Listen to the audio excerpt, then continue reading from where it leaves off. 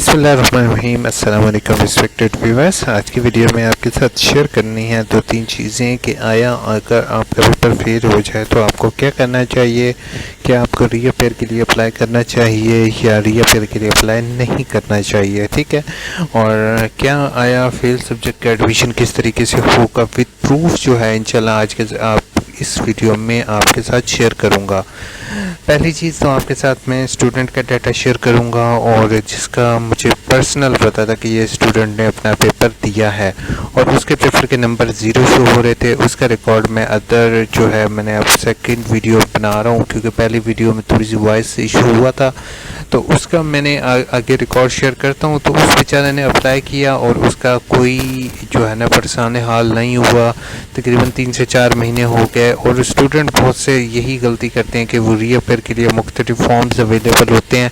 जैसे मैं भी आपके साथ एक दो फॉर्म शेयर करूंगा जो कि यूनिवर्सिटी की तरफ से दिया होता है, वो भेज देते हैं कि हमारा रिज़ल्ट अपडेट हो जाएगा, लेकिन रिज़ल्ट अपडेट होने में कभी कभी साल भी लग जाता है और साल से ज़्यादा भी लग जाता है। लेकिन आपके पास कोई ट्रैकिंग नंबर शंबर नहीं होता तो आप उसको ट्रैक नहीं कर सकते कि आया आपका रिज़ल्ट करेक्ट हुआ है या नहीं। जब से इन्होंने अपना जो ओरेकल सिस्टम पर लेकर गए हैं अपना सिस्टम, तो रिज़ल्ट में बेशुमार एरर्स जो हैं वो मैंने अपनी आंखों से देखे हैं जो कि करेक्ट नहीं किया गया है। इसी वजह से जो है स्टूडेंट परेशानी का सबब बने हैं और अभी भी जो है बहुत से स्टूडेंट ऐसे हैं जिनको ये इशू फेस करना पड़ रहा है। दूसरा रहा मैथ का इशू, तो मैथ और स्टैटिस्टिक का जो पेपर था वो इंक्लूड किया गया है। मुझे समझ नहीं आती कि बीए में जो मैट्रिक एफए और जिन बच्चों ने मैथ पढ़ी नहीं है उनको मैथ और स्टैट दोनों पढ़ाना और पेपर इतना मुश्किल बनाना, और बुक्स में कोई मटेरियल या इस तरह के क्वेश्चंस अवेलेबल नहीं है जो कि मैथ से रिलेटेड हो। तो बहुत से स्टूडेंट बेचारों ने डिग्रियां भी बीए की छोड़ दी हैं just because of math and stat of paper.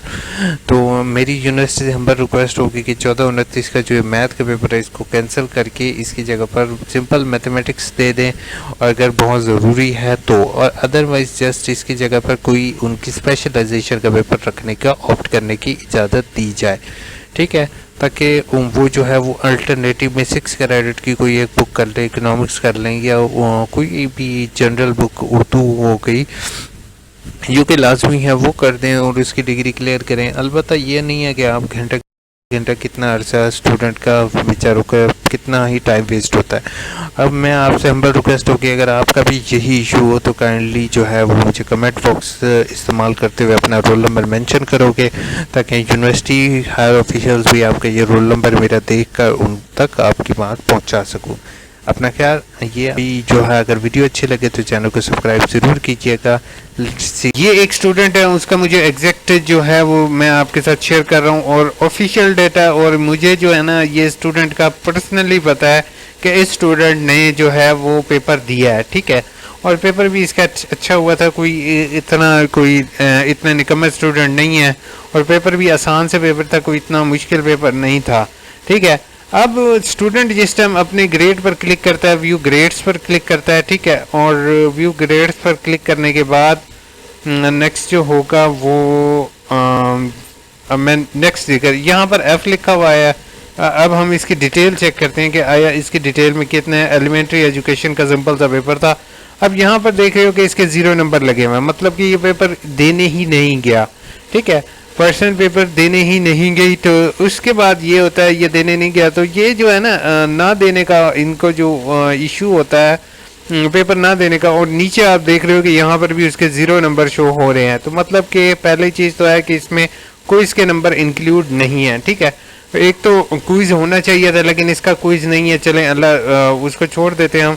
लेकिन अगर देखा जाए तो फाइनल एग्जाम में 0 नंबर हो तो वो एक स्टूडेंट को नेगेटिव इम्पैक्ट होता है। अब इसने बेचारे ने रीचेकिंग के लिए अप्लाई किया, ठीक है, कि भाई मेरा तो पेपर पास है। अब रीचेकिंग की जो एप्लीकेशन दी है वो इन्होंने मैनुअल भी दी, ऑनलाइन भी दी और कोरियर के ज़रिए भी दी। तीनों मैंने इनको तरीके बताए। ये जो फॉर्म दे रहे हैं ये फॉर्म लिखकर भी उन्होंने भेजा और उसकी मेरे पास रजिस्ट्री की रिसिप्ट भी है, वो भी मैंने यूनिवर्सिटी को दिखाई है कि आप ये चेक करें। अब यूनिवर्सिटी ये कहेगी कि हमारे पास जो है ना वो बर्डन बहुत ज़्यादा आ रहा है, डिले इसी वजह से हम करते हैं। तो यूनिवर्सिटी से मेरी हम्बल रिक्वेस्ट है अल्लाह के बंदे, जिस टाइम आपके पास डिले इसलिए आ रहा है क्योंकि आप रिजल्ट फीड ठीक नहीं कर रहे। आप जल्दी के चक्करों में रिजल्ट में इतनी ज़्यादा करेक्शन, इतने ज़्यादा स्टूडेंट को मसाइल पेश आना आ रहे हैं कि एट दी एंड स्टूडेंट बेचारा एडमिशन लेने भी छोड़ चुके हैं। ठीक है, इसकी एक जो रीज़न है, आप कहेंगे हम तो आपके साथ डाटा शेयर नहीं किया, आपको किस तरीके से या ये इन्फो को किस तरीके से पेश किया। वो इशू ये बना है कि AIU इन्फो की ट्रैफिक जो कोरोना के दौरान और वैसे भी काफ़ी ज़्यादा होती थी, अब हमने वीडियो बनाना भी इस चैनल पर मैंने कम कर दिया है। ठीक है, ये रीचेकिंग की एप्लीकेशन 12/7 को मैं यहाँ पर सबमिट हुई हुई है। ठीक है, 12/7 को, और जो है ना 12/7 को यानी कि महीना 1.5 महीने से ऊपर हो चुका है। और वो भी ये 12/7 नहीं है एग्जैक्ट, ये इससे भी पहले की है। मैं आपको इसका भी सबूत दिखा देता हूँ। ये 12/7 को सिर्फ जो है ये देख रहे हो, 12/7 का मतलब ये है कि इसमें अगेन कहा हुआ है कि खुदा का नाम है कोई रिजल्ट अपडेट करो।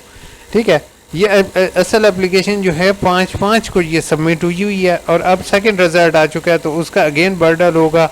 ठीक है, और ये 10 नवंबर को जो है ना वो पेपर हुआ है इसका। ठीक है, 10 नवंबर के पेपर के बाद अब जो है वो अगस्त शुरू है, और अगस्त के बाद दिसंबर और अक्टूबर नवंबर 3 महीने रह चुके हैं। उसके बाद फिर से 1 साल तकरीबन गुजर चुका है इसी चक्रों में, और रिजल्ट अपडेट नहीं हुआ, मजबूरन इसको अगेन एडमिशन भरना पड़ा है। तो अब वो रीअपेयर पॉलिसी तो आपके लिए लेके आ रहे हैं, लेकिन मैं आप सबको यही रिक्वेस्ट करूंगा कि अगर आप लोग रिजल्ट लेट का या रिजल्ट रीचेकिंग की तरफ जाने का सोच रहे हैं तो मैं आपको ये रिकमेंड करूंगा कि इस चीज़ में ख्याल से कीजिएगा, क्योंकि यूनिवर्सिटी ने, मैं आपके सामने प्रूफ के साथ शेयर कर चुका हूँ, यूनिवर्सिटी अपना रिकॉर्ड चेक कर सकती है। अगर मैं गलत हूँ तो यूनिवर्सिटी जो है वो अपनी ऑफिशियल वेबसाइट पर AIU इन्फो का नाम देकर कह सकते हैं कि इन्होंने झूठ बोला है। ठीक है, मैं आपके साथ प्रूफ के साथ शेयर कर रहा हूँ। अभी जब ये वीडियो बना रहा हूँ तो मुझे कमेंट बॉक्स में भी रोल नंबर आ रहे होंगे। उन कमेंट बॉक्स में जो रोल नंबर होंगे, अगर आपके साथ भी ये इशू है तो कमेंट बॉक्स में मुझे अपना रोल नंबर पेस्ट करें। वो तमाम तालिब इल्म जो हैं जो कमेंट बॉक्स में पेस्ट कर रहे हैं, आप उनका रिकॉर्ड चेक करें। ठीक है, तो आपको पता चल जाएगा कि कितने स्टूडेंट्स बेचारे आपकी इस रिजल्ट की वजह से बहुत ज़्यादा परेशानी का शिकार हो चुके हैं, और एट दी एंड वो फिर यही होता है कि एडमिशन लेना छोड़ देते हैं। अच्छा, उसके बाद ये आपका result correction and rechecking tracking system का भी मैं आपको लॉगिन यानी कि इंफॉर्मेशन सिस्टम पर भी आप चेक कर सकते हैं इस स्टूडेंट का डाटा। तो उसमें भी जो है वो मुझे कोई इस स्टूडेंट से रिलेटेड कोई रिस्पॉन्स नहीं मिला।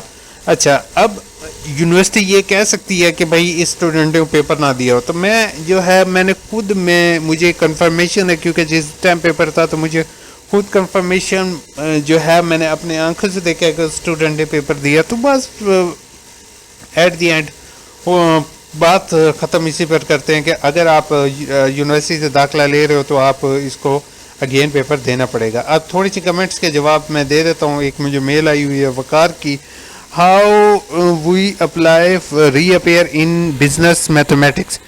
पहली चीज़ है वकार, मैं आपके साथ हूँ और मैं पर्सनली कह रहा हूँ कि यूनिवर्सिटी से कि बिजनेस मैथमेटिक्स और स्टैटिस्टिक का पेपर ख़त्म कर दें तो बेहतर है। नहीं तो बच्चों को कम से कम कोई अच्छी बुक तो प्रोवाइड करें। इस पर मैंने एक ऑलरेडी वीडियो बनाई थी, लेकिन जो है मैं उस पर एक और वीडियो भी बना लूँगा। अब बिजनेस मैथमेटिक्स का BA में पेपर जिसने मैट्रिक और FA में मैथ पढ़ी नहीं है, उससे आप स्टैट का पेपर करवा रहे हैं, और स्टैट का पेपर भी वो इस तरीके से बना कर देते हैं कि आधे से ज़्यादा स्टूडेंट फेल हो रहे हैं। अब या तो वो बुक ठीक नहीं है या वो जो है क्या पेपर बनाने वाले ने ठीक पेपर नहीं बनाया।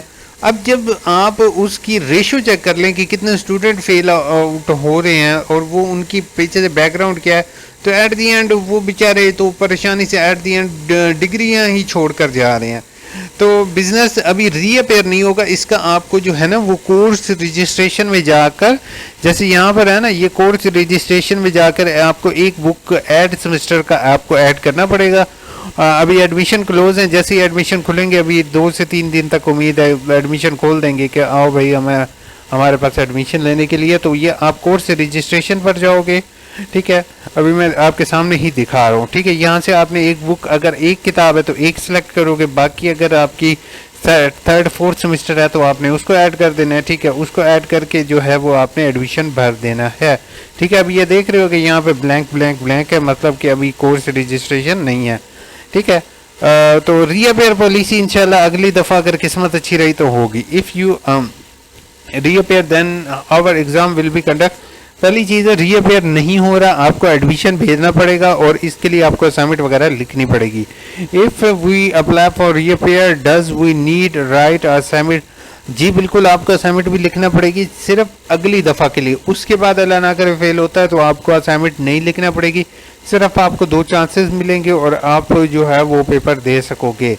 Can we apply for rechecking and reappear, उम्मीद है आपको रीअपेयर और रीचेकिंग का सारा कुछ क्लियर हो गया होगा कि रीचेकिंग और रीअपेयर जो है ना, रीचेकिंग में जो स्टूडेंट के साथ क्या किया जाता है। और जब ये इंशाल्लाह मैं वीडियो बनाऊंगा तो कमेंट बॉक्स में मुझे रोल नंबर भी आ जाएंगे काफ़ी स्टूडेंट्स के कि जिनका रीचेकिंग के लिए उन्होंने अप्लाई किया और अभी तक उन्हें कोई रिस्पॉन्स नहीं मिला। ठीक है, तो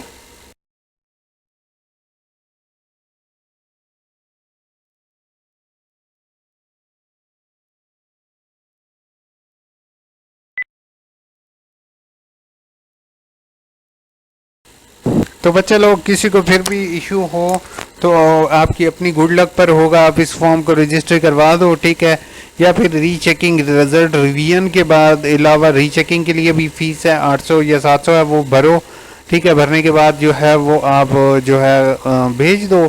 अगर किस्मत अच्छी रही तो साल 2 साल में आपका रीचेकिंग हो